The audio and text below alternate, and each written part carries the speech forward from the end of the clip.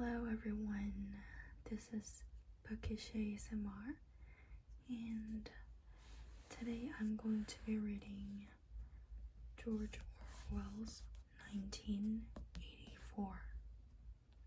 1984.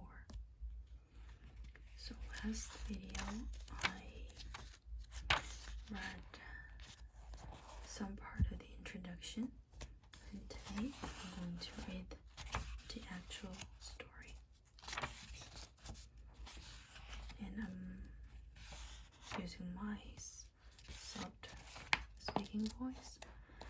I know I've only done whisper voice so far in my videos, and I thought it might be a nice switch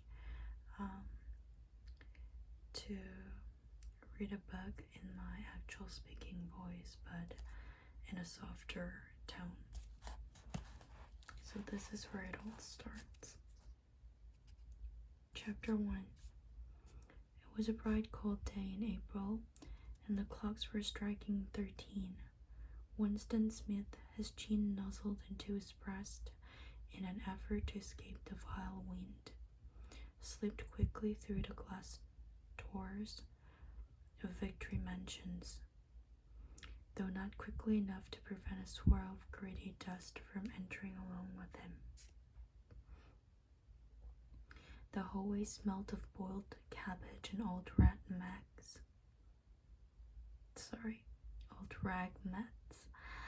At one end of it, a colored poster, too large for indoor display, had been tagged to the wall. It depicted simply an enormous face more than a meter wide. A face of a man of about 45, with a heavy black mustache and ruggedly handsome features. Winston made for the stairs. It was no use trying the lift. Even at the best of times, it was seldom working, and at present the electric current was cut off during daylight hours. It was part of the economy drive in preparation for Hate Week. The flat was 7 flights up, and Winston, who was 39 and a varicose ulcer above his right ankle, went slowly, resting several times on the way. On each landing opposite the lift shaft, the poster with the enormous face gazed from the wall. It was one of those pictures which are so contrived that the eyes follow you about when you move. Big Brother is watching you, the caption beneath it read. Inside the flat, a fruity voice was reading out a list of figures, which had something to do with the production of pig iron. The voice came from an oblong metal plate like a dull mirror, which formed part of the surface of the right-hand wall. Winston turned a switch, and the voice sank somewhat, though the words were still distinguishable. The instrument, the telescreen, it was cold, could be dimmed, but there was no way of shutting it off completely. He moved over to the window, a smallish, frail figure, the meagerness of his body merely emphasized by the blue overalls which were the uniform of the party. His hair was very fair, his face naturally sanguine, his skin roughened by coarse soap and blunt razor blades, and the cold of the winter that had just ended. Outside, even through the shut window pane, the world looked cold. Down in the street, little eddies of wind were whirling dust and torn paper into spirals, and though the sun was shining and the sky a harsh blue, there seemed to be no color in anything, except the posters that were plastered everywhere. The black mustachioed face gazed down from every commanding corner. There was one on the house from immediately opposite. Big Brother is watching you, the caption said, while the dark eyes looked deep into Winston's own. Down at street level, another poster, torn at one corner, flapped fitfully in the wind, alternately covering and uncovering the single word, Ingsoc, INGSOC. In the far distance, a helicopter skimmed down between the roofs, hovered for an instant like a blue bottle, and darted away again with a curving flight. It was the police patrol, snooping with people's windows. The patrols did not matter, however.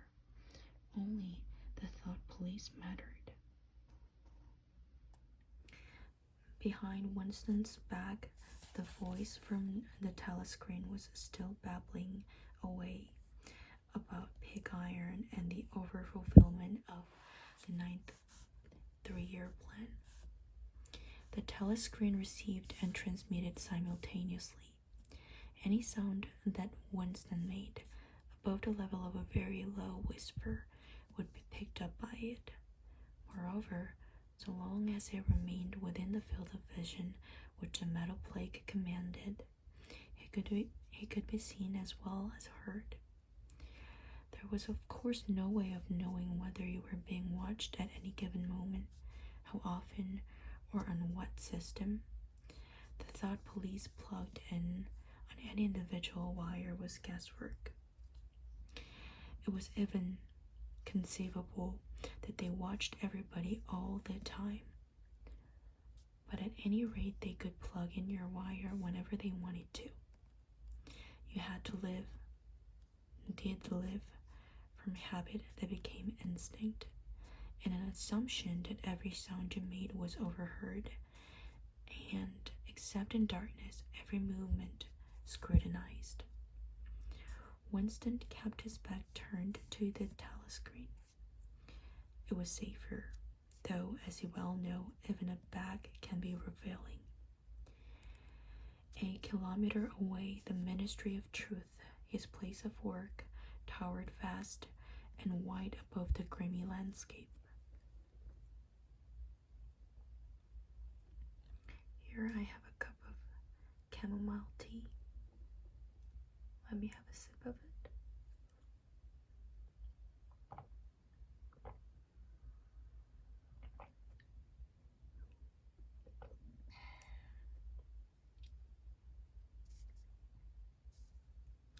This, he thought, with a sort of vague distaste, was London, chief city of Airstrip 1, itself the third most populous of the provinces of Oceania. He tried to squeeze out some childhood memory that should tell him whether London had always been quite like this. Were there always these vistas of rotting 19th century houses, their sides shored up with bulks of timber, their windows patched with cardboard, and their roofs with corrugated iron, their crazy garden walls sagging in all directions, and the bombed sites where the plaster dust swirled in the air and the willow herb straggled over the heaps of rubble, and the places where the bombs had cleared a larger patch, and there had sprung up sordid colonies of wooden dwellings like kitchen houses, but it was no use. It could not.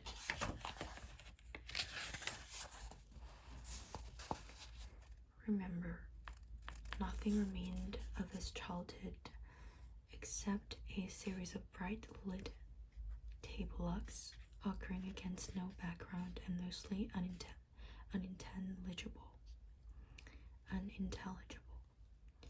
The Ministry of Truth, Mini True in Newspeak, was startlingly different from any other object in sight. It was an enormous pyramidal structure of glittering white concrete, soaring up terrace after terrace, 300 meters into the air. From where Winston stood, it was just possible to read, pick out on its white face and elegant lettering, the three slogans of the party. War is peace, freedom is slavery, ignorance is strength. The Ministry of Truth contained, it was said, 3,000 rooms above ground level and corresponding ramifications below. Scattered about London, there were just 3 other buildings of similar appearance and size, so completely did they dwarf the surrounding architecture that from the roof of the Victory Mansions you could see all 4 of them simultaneously. They were the homes of the 4 ministries between which the entire apparatus of government was divided. The Ministry of Truth, which concerned itself with news, entertainment, education, and the fine arts. The Ministry of Peace, which concerned itself with war.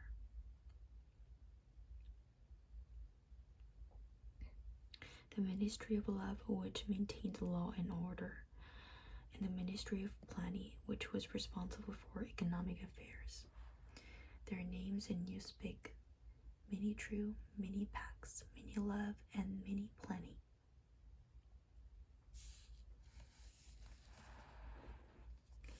The Ministry of Love was the really frightening one.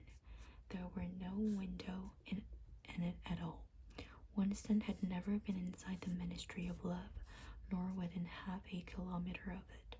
It was a place impossible to enter except on official business, and then only by penetrating through a maze of barbed wire entanglements, steel doors, and hidden machine gun nests. Even the streets leading up to its outer barriers were roamed by gorilla-faced guards in black uniforms, armed with jointed truncheons.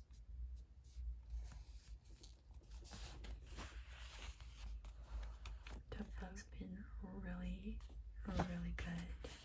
I mean, I have read this in Korean before, but reading this in English for the first time gives more of a stronger impression. It was really nice reading it. Thank you so much for coming by and clicking the video. I'll see you in my next video.